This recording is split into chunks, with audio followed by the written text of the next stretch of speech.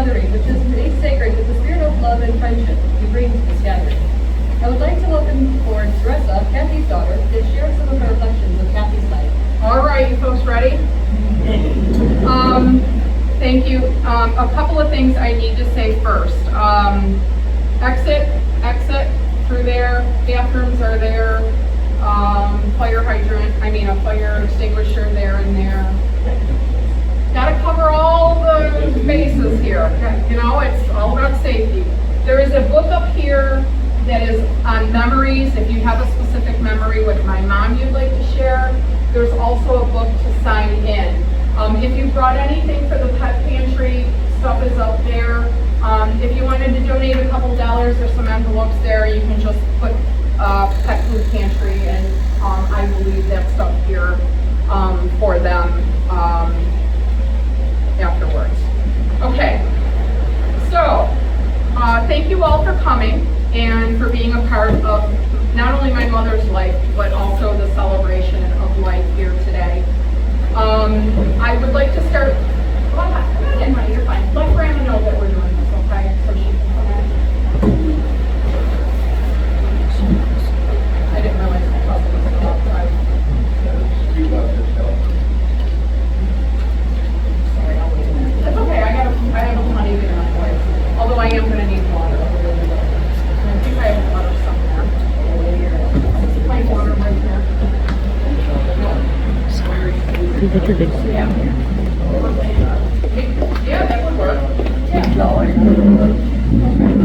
let's try this again. Go all the way in the back. And I'm gonna sit down. You guys don't hear, right?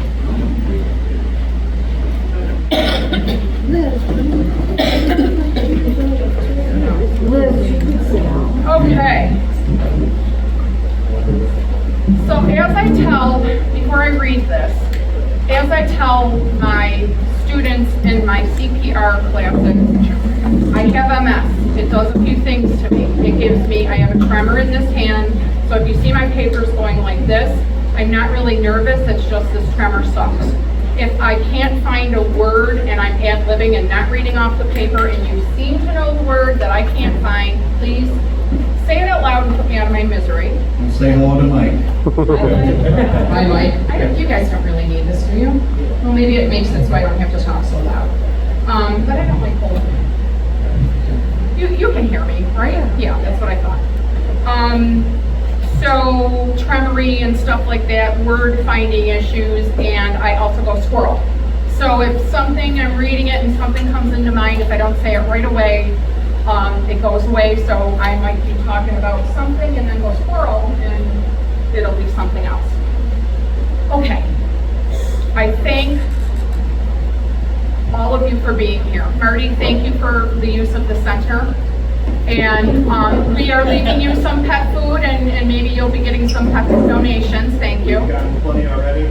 We very much appreciate it. Good. I want to thank our 4 kids who have been there, helping with preparing this, and being a support. I would really love to thank my husband, who has been there for me the whole time, and gone through this process with my mother with me for 3.5 years. It's been a long road.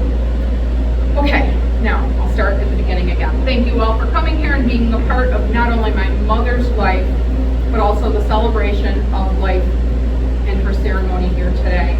I would like to start by reading something which came to me on a gift from one of my girlfriends, Patty, and it was a beautiful wind chime and the butterfly on the bottom. You might have seen it on Facebook.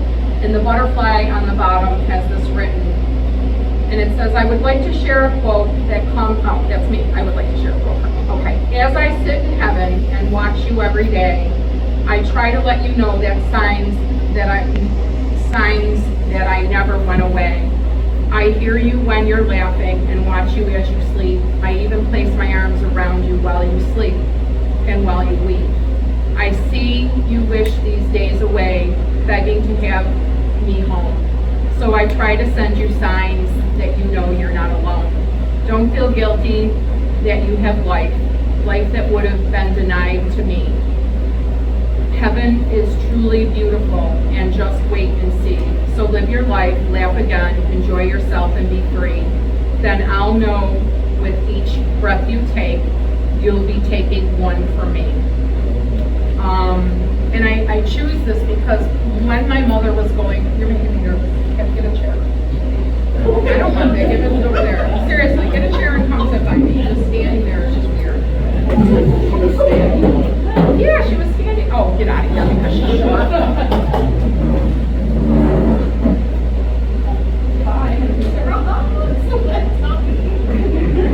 If anybody doesn't know, this is our son Alan and our daughter Lisa. Okay, yeah, I got my kids. Thank you. Thank you. So one of the things that just happened to me recently, and I'm guessing that because you know me, you know that I really like the beach. I like rocks, I like glass, I just like being down at the lake.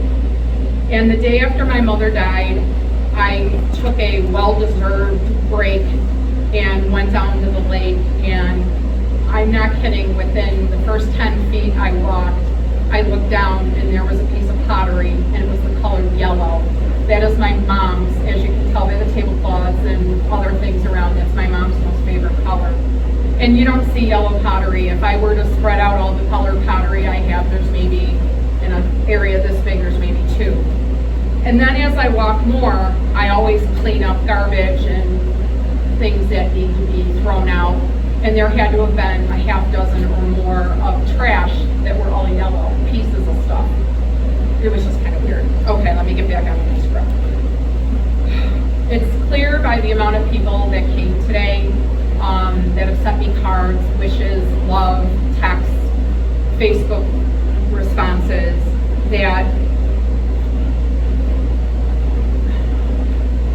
a lot of people played a role in my mom's life.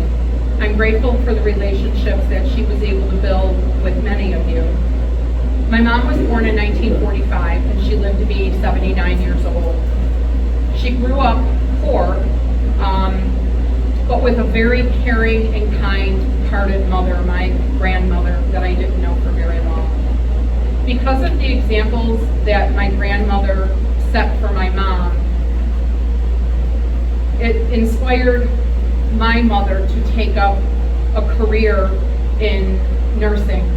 And my great-grandmother, which would have been your great-great-grandmother, was a nurse midwife. And so it kind of went down in the family, and here I am, which I'll say. As a nurse, my mother worked for Lakeshore Hospital in Irving, Sisters of St. Joseph Infirmary, and provided a lot of private home duty cases. She attended to geriatric patients and provided them with dignity, no matter how old they were, what stage of life they were in. And my mom worked as a nurse in one of those places for probably about 30 years. And then watching my mom in this role while I was growing up definitely influenced me to become a nurse, even though I didn't attain it until later in life. The level of dedication that my mother felt for being a nurse was evident even towards the end of her life. There was a situation, she was in Elderwood in Cheektowaga, and this just really is crazy. My mother started to really go downhill, I want to say February, and this was probably in March, April, when her walking really started to deteriorate. And there was a patient that is in the room next to her, and his name was Andy, and he's young, he's in his 40s, and he has MS, and he's turning into end-stage MS. And Andy used to be able to get in his chair and zoom down the hallway and go do whatever, and then all of a sudden we'd see less and less of Andy. Because remember, I was there probably almost 5 days a week, so I got to know a lot of the people around her rooms. So Andy must have been in the hallway, and he must have been bent over, and Andy, not having enough strength, couldn't get himself back up again. So he's yelling, and help, I need help. And of course, I'm sorry, I hope none of you work in nursing homes, and if you do, please forgive me, but nursing home care, because of the lack of people and the lack of money that they're paid, it's awful. And so my mother was all the way down the end of the hallway, and Andy was right next to her, and he's outside of her door, he's bent over. My mother manages to get herself up, hobbles out her door, comes up to Andy, and she's showing me this. She leans on his wheelchair, she puts his arm under him, she pulls him back, and she holds him while she yells in her loud voice, "Andy needs help." And so, I mean, even to within 3 months of my mom dying, that's the kind of mom, that person she was. After 30 years of nursing, my mother decided to pursue an alternate field, which was working as a teacher assistant at St. Mary's School for the Deaf. My mom worked with people there who were deaf and who had also other special needs, and she loved all of those students. She spent a lot of time with them. She did extracurricular activities.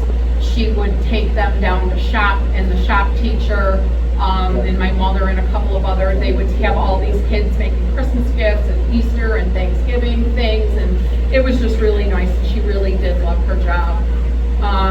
She did sustain an injury.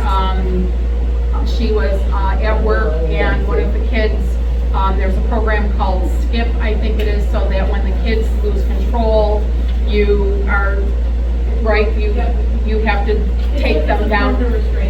Right, and when my mother was in the process of doing that, she sustained an injury in her back, and from that point on, she really couldn't work. But with her retiring early, it was kind of a good thing, because she had some time now to be able to keep going and do things she really wanted. Okay, here's a verse for you that I chose because it's pretty accurate about my mom. It's Proverbs 31:31. It says, "Honor her for all that her hands have done, and let her works bring her praise at the city gate." And I hope that that is the case of what happened. When Catherine retired, my mom's wife of 34 years, they decided to move their primary residence from New York to Florida and stay down there and then come up to Buffalo for the summers. During my mom's retirement and life in Florida, she was fortunate to be able to have multiple residences. She had beautiful and fun things that she did, and her belongings were great. She had a pontoon boat, she had four-wheelers, all of which helped her to have a lot of fun. And I'm grateful, and I know that she was grateful that for 34 years she spent that time with Catherine. After she was diagnosed with dementia about 4.5 years or so ago, my mother moved back to New York so that I could support and care for her. As time went on, her requirement of care really increased, and it made it difficult for Don and I. There was a lot that was expected, boundaries. It was very tough. It was a very difficult time, and it came down to us deciding that probably assisted living was the right thing and right place for her to go to. And that was at Elderwood. She started there an assistant. She was there for about, I want to say, 2 full years an assistant. Crabby hated it, told me every day how much she hated it. But she had a beautiful room. There were people that went to visit her. I know people have said to me that she loved her room decorations because I would decorate everything. I'm sure some of you have seen the pictures on Facebook. For Christmas, she had her own full-size tree, and I would decorate her room with lights, and then she fell at our house and fractured her shoulder. She never came back around to baseline again, and she wound up going into the nursing home, where then she had to share a room.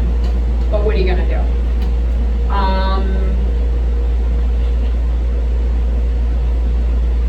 After 3 years, during the last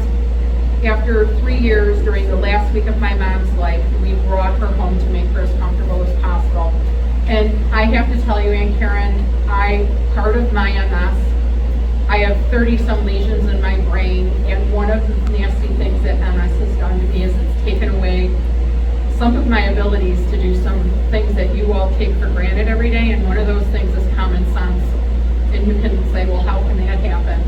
Well, an example of that is my aunt and I being at my mother's room, and we're side by side, and she says to me, that's why I would rather that I wanted Uncle Andy home, and why with your mother, I forgot how it even came up, and basically her suggestion was, why don't you take your mom home? And I went, yeah, why don't I take my mom home?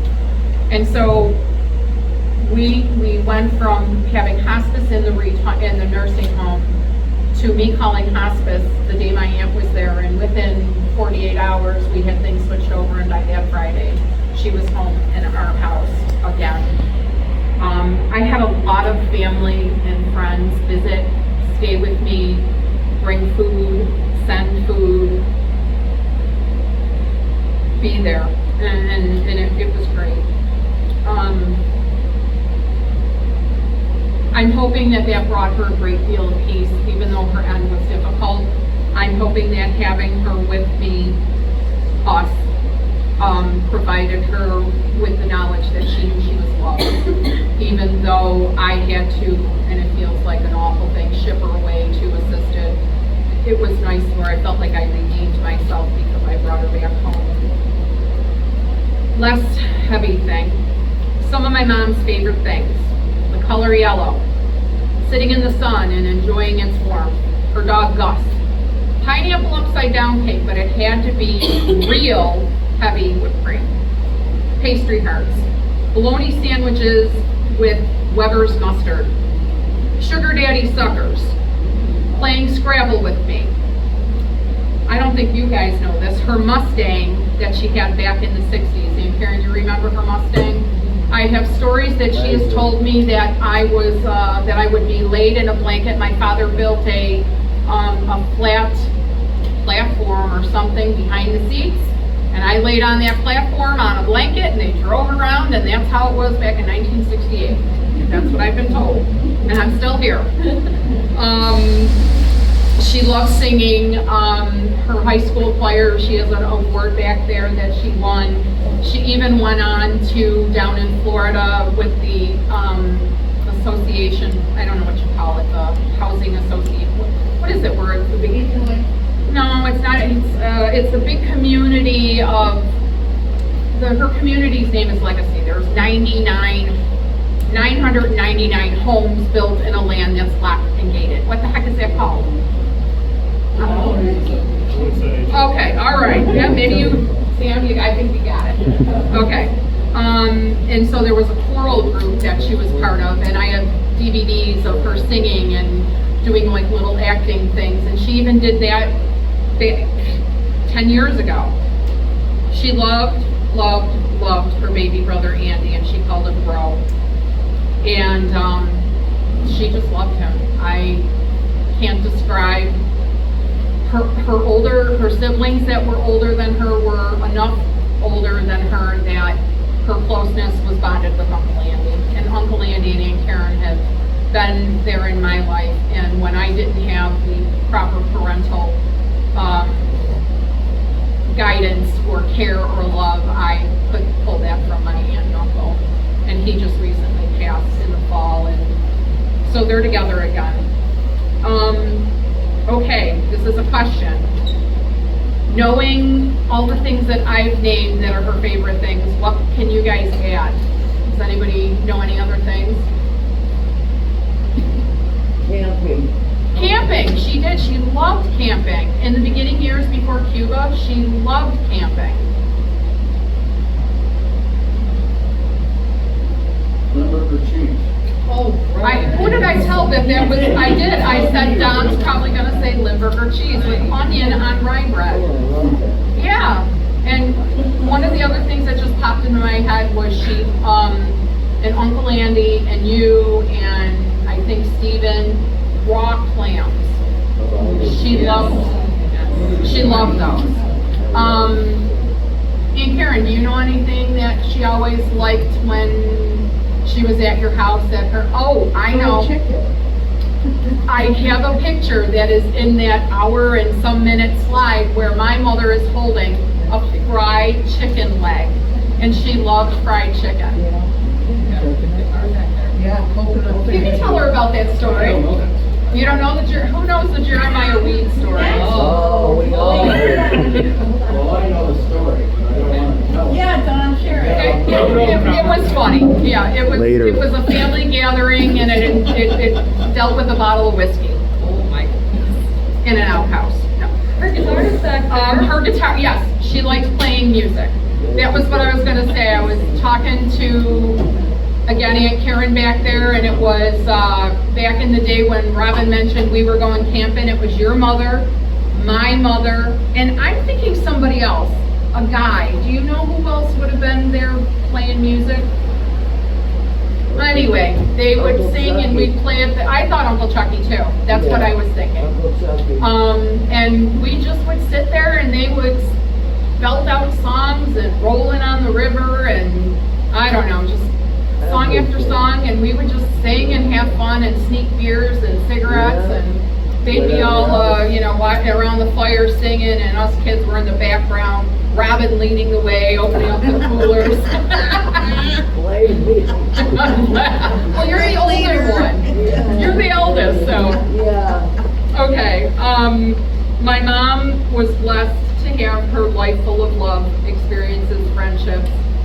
And I just would like to leave you with one last thing, and it's a Bible verse from John, verse 22. It says, "Therefore, you now have sorrow, but I will see you again, and your heart will rejoice, and your joy no one will take from you." And that's how I feel. 10-4, what do you have? What's next for you to say? I think we're ready for Lizard to come up. Bring your chair. Yeah, bring your chair, join us. Yay, and listen. Dr. Davidson, so Liz is my mother's niece, and my mother, for some odd reason, calls you Lizard. What's the behind that? Just that she just like calling you Lizard? Okay. We're going to say hi, Liz. We're gonna need to use your teacher voice. Yes. So I have so many loving, fond memories of Aunt Tut. I always call her Aunt Tut. I think that's what Stephen called her. Is that how- Robin did, and the kids. Yes, it was always Aunt Tut. I'll speak for my husband too. If my husband were here, he would tell you how he looked forward to all his Aunt Kathy's visits and how special she made him feel for every birthday and celebration. That's been my husband and I have been together 26 years, and he speaks to that all the time.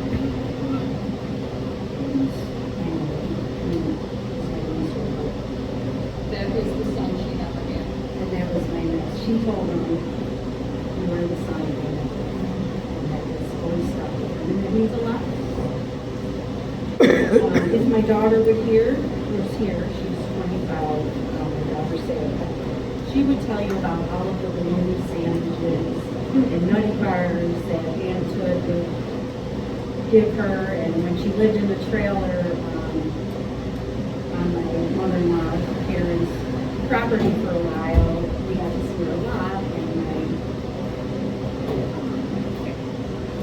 my daughter would go and sit in the trailer, and she thought she was getting away with something because we didn't have bologna in our house. And I always tried to get her to eat healthy when she was younger, but she enjoyed that and having conversations.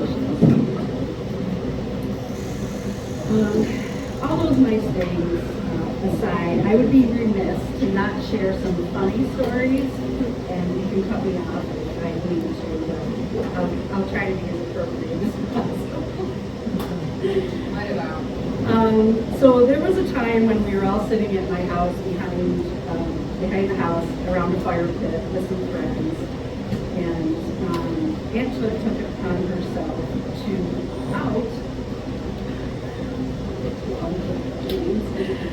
out my friend who was sitting there, her aunt. Turns out they were all in high school. We all did. I didn't know that. Yeah. Wow.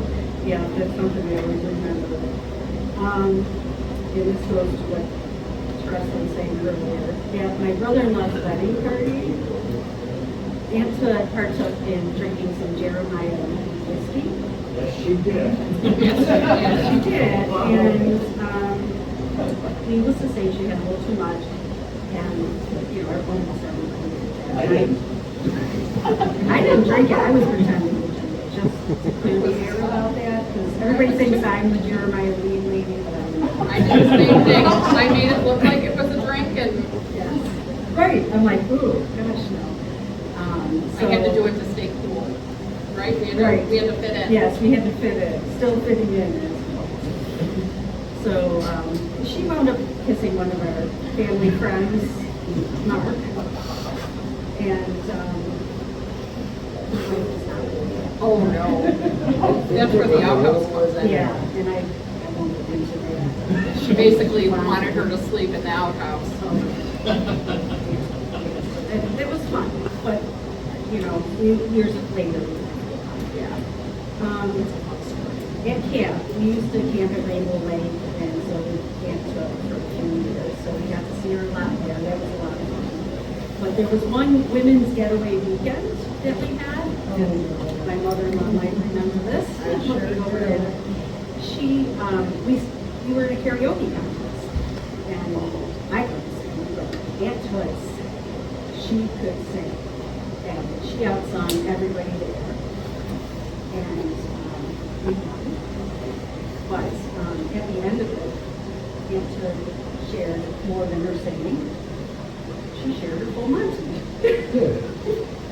So we won first place. It was a solid moment. It was all good. Yes. I wanted to die. Yeah, maybe you should have cut me off. Well, that's all right. It I just don't know my leaves room crowd. for imagination. Yes, you can, yeah, use your. But I'll have to catch up with you later about that. She pulled her pants down and gave the whole room a move. She did not. Yes, she did. Everybody got the move. Everybody got the move. And Yeah. From back there, I can see we all her doing wanted to that. crawl under the table. I can see her doing that. yeah, Yeah. yeah. It's all women. Jeremiah, we there? There was one. There was Yeah, we were one. just wine. And it was all women. It was Yeah, but all still, women. how It was is all- so it was all TMI. women. Everybody saw the movie. We all have that. I asked Jessica if I could share some inappropriate things. And I said, not a problem. I'm leaving out details. So kind of sure. Wow. But all the times that we were together, you know, she was, she loved the family dinners and things, and she would always tell me to eat, tell everybody to eat. And there was a birthday party where she took a thing of ice cream, and I kept saying, no, I'm trying not to eat ice cream, and she just put it right in my mouth. It's just the way she was. It kind of shocked me. Later, you know, I realized that just but it wasn't just me that she wanted to feed. She always fed all the animals, especially the dogs, but the cats if they would take it. And they were always her best friend at all the parties, and she really enjoyed it. And it was hard to get upset with her for that. And I just lastly want to say, I love you, Aunt Tut, and I hope you're in heaven with my father-in-law and your brother, laughing at all of this. And the reason I wanted to say this is I talked to my husband yesterday. He said, should I really say these things in front of all these people? Absolutely. He said, what would my father say? Yeah. So I said, okay. Yeah, absolutely. And it's funny, one of the things that I have to comment back, and I know you're probably not really interested in hearing all of this, but one of the things that goes along with feeding everybody, and Aunt Karen was aware of this, I was writing down everything my mother was hallucinating, probably 5 days prior to her really getting relaxed where she wasn't hallucinating. And she literally, I'm holding her hand and she goes, "Hey, you guys down there, do you want some hot dogs?"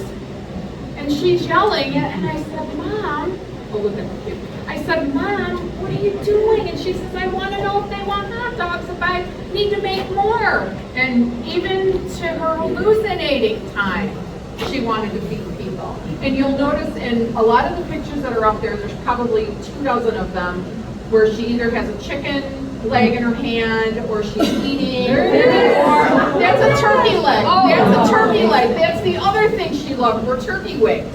That's the leg part of the wing. Yeah, so there's like a couple dozen pictures of her eating, and that's her shirt too. It took me 75 years. Yeah, so, but anyway, yeah. But that was a lot of fun.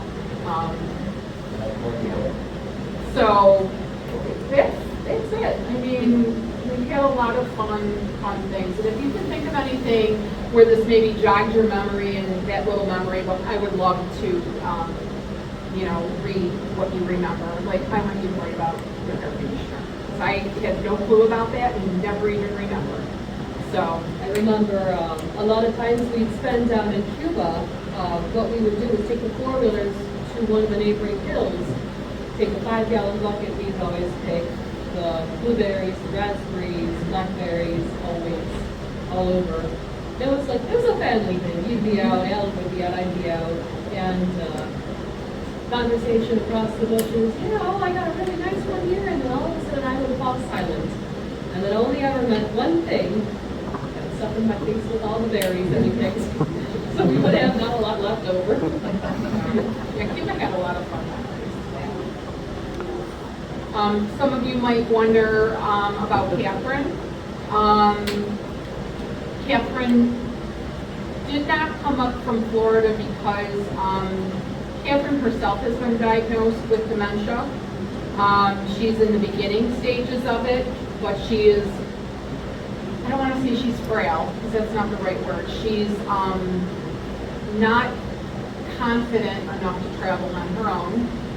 And I told her that we would welcome her, that whatever happened between her and my mother and the reason it did or why or whatever was done, and that she was more than welcome to come up and stay at our house, and people would enjoy seeing her, and she evidently chose not to because she's not here. But, Catherine, my mother, and one of the things I needed to make sure, because I didn't know if my mom was having trouble dying or letting go, was because she needed her closure with Catherine.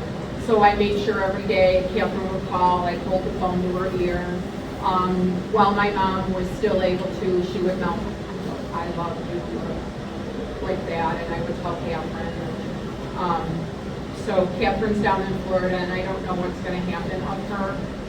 I did tell her I would like to remain in her life, and that I would be there if she needed whatever. I'm not bringing her up and taking care of her, though. That's not in the cards. But yeah. On a lighter note, anyone else have memories? Please. No? Funny stories? Those are quite the stories, though. Alan was yelling at me, kind of giving me the ixnay on the Jeremiah Reed thing, and I'm glad. It just seemed like she wanted to knock. I'm glad Aunt Liz did it. I was like, Yeah. It was like, I didn't know if you realized. Got it. I got it. Yeah, that's your, yeah. I almost someone gave it to me and I was. Hey, we could have passed it around here and started our own Jeremiah Weed party. I just didn't know. Anyway, thank you for coming. Thank you for being here. There's cake you can take. There's snacks up there. Feel free to take them. I'm going to be here for another hour or two. You're welcome to stay and socialize. And I'm sorry if I haven't yet spent my time with you. I'm trying to do the best I can. And it's difficult.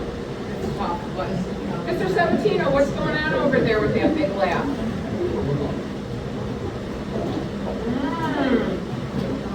share? Yeah, you wanna share that? No, we can't.